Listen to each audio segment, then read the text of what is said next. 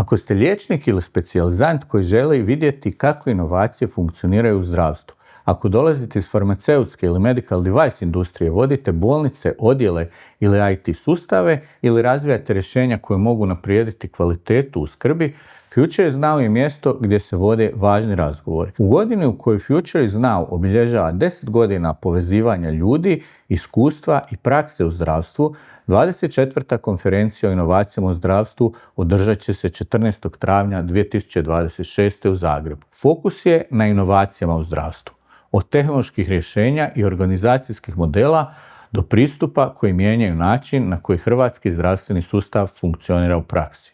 Razgovaramo o temama o kojima se danas najviše govori. Onkologiji i debljini kao javnozdravstvenom izazovu i o financiranju u zdravstvu. Cilj nam je okupiti one koje rješenja razvijaju, one koji ih provode i one koji se s njima tek susreću. Vidimo se 14.4.